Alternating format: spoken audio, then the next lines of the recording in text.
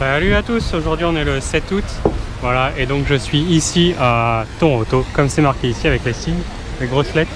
Voilà, je suis arrivé il y a 2 jours, en fait, en milieu d'après-midi l'autre jour, enfin il y a 2 jours. Voilà, le temps de s'installer, d'aller faire quelques courses, du coup j'avais rien fait. Et puis hier quand j'ai voulu sortir, il s'est mis à pleuvoir, mais à pleuvoir, donc du coup j'ai dû rester dans mon Airbnb. J'en ai profité pour faire des vidéos, pour mettre à jour mes vidéos. Voilà, donc là aujourd'hui Toronto, demain encore Toronto et après-demain on ira voir les chutes du Niagara. Du coup j'ai réservé tout ça. J'ai aussi pu avancer sur mes futurs trajets Montréal, Québec, la Gaspésie et tout ça. Voilà, j'ai bien avancé aussi, donc c'est le fait que j'ai pas trop perdu mon temps. Et voilà, donc aujourd'hui on va aller visiter Toronto. Alors là forcément il y a les lettres. Après juste derrière en fait c'est l'hôtel de ville. Voilà, très moderne. Ça c'est un hôtel. Voilà, aussi très moderne. On va aller voir différents quartiers je crois aujourd'hui. Voilà, ça va être à peu près tout ce qu'on va faire aujourd'hui. Aller visiter un petit peu, se balader tranquillement dans les rues. Voilà. Donc là en se baladant en fait ici il y a la cathédrale Saint-James, donc Saint-Jean en français. Voilà, une petite cathédrale en plein milieu de Toronto et ils ont un gros réseau de trams comme celui-ci.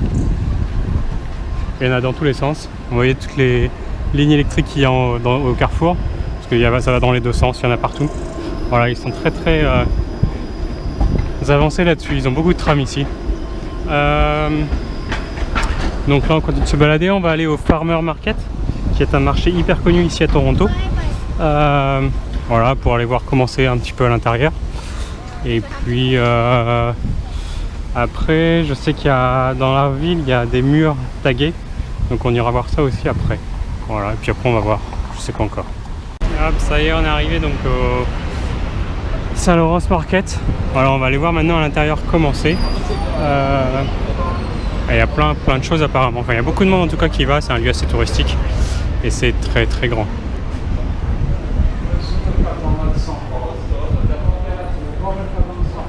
Alors, ça me rappelle un petit peu le marché que j'avais fait à Melbourne, je crois, à Victoria's Market.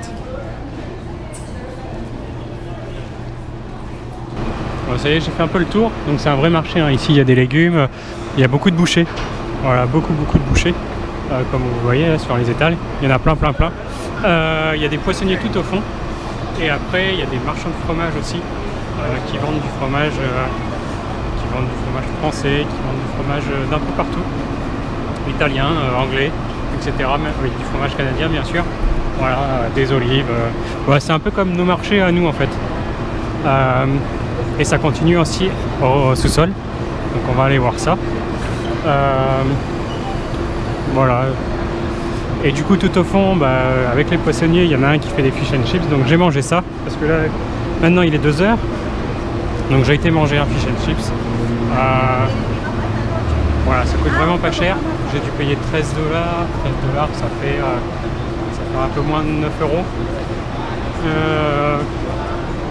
Bon, c'est pas le meilleur. Il était pas mauvais, mais pas forcément exceptionnel quoi. Voilà, pour le prix en même temps, on va s'y attendre. Voilà. Donc là on continue de faire le tour. Et puis après on aura encore des fromages. Et puis après on va aller au sous-sol pour voir ce qui se passe. Au sous-sol c'est un peu pareil, il y a une crêpière. Donc on peut acheter des crêpes au Nutella si on veut. Voilà, des légumes. Toujours. Alors j'ai l'impression qu'ici c'est un peu plus spécialisé parce qu'il y avait là-bas derrière les légumes, les fruits. En fait c'est du riz. On peut acheter son riz au gramme près. Donc différents types de riz. Il y a plein de choses. Voilà, si on veut se faire des smoothies. Là c'est un peu de souvenirs, de la vaisselle. Voilà, du souvenir. Hein. Si on veut ramener du sirop d'érable, des casquettes et tout ça, des pendentifs. Il y a un peu de tout en bas en fait.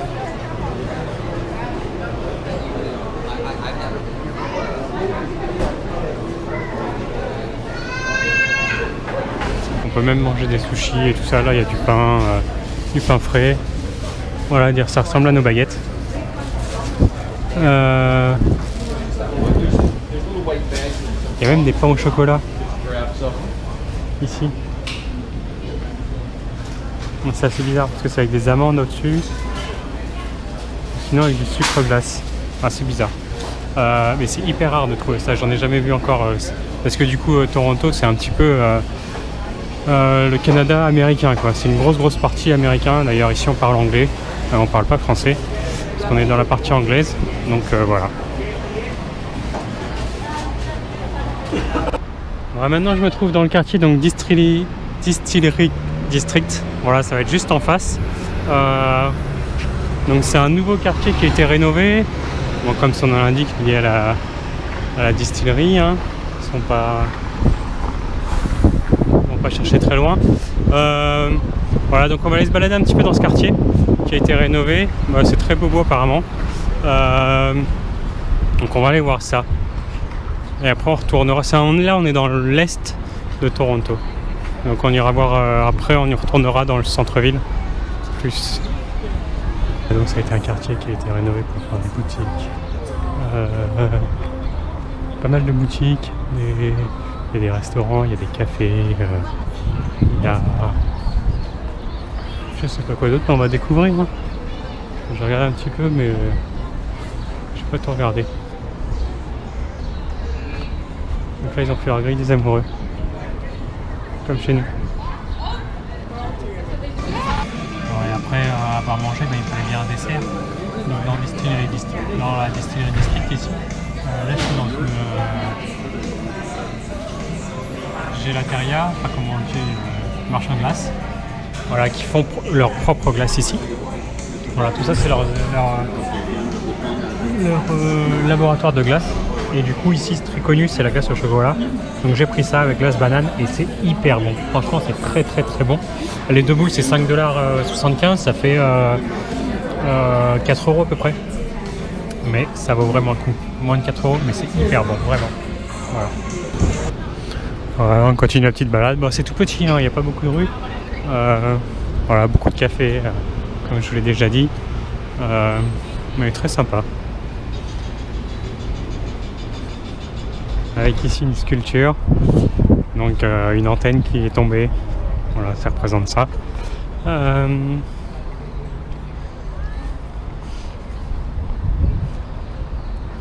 Voilà à quoi ça ressemble un peu. On va continuer par là et après je crois qu'on aura fait le tour parce que c'est vraiment pas très grand, c'est quelques blocs.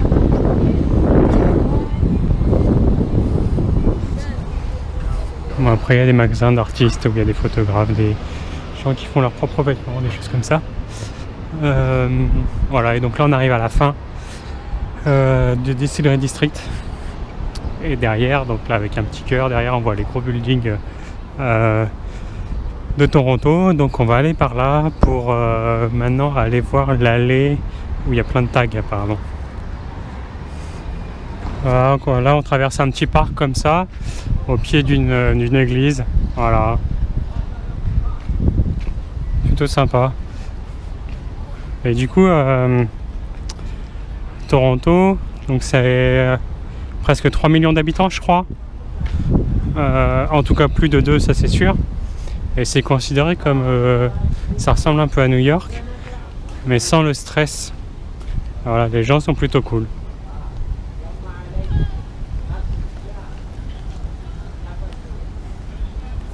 Et après les petits jardins en face des églises, maintenant on est dans le quartier des gros buildings avec les vitres effets miroirs. Voilà, il y en a partout. Là on est en plein cœur. Hein, ça monte très haut. Ouais, il y en a par là aussi, il y en a vraiment partout. Hop.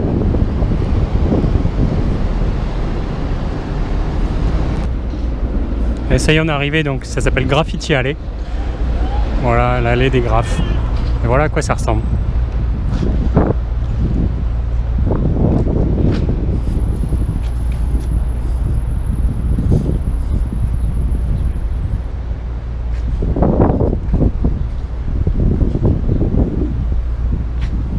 Du coup, il y en a un peu partout. Après, il y a des graphes plus ou moins sympas.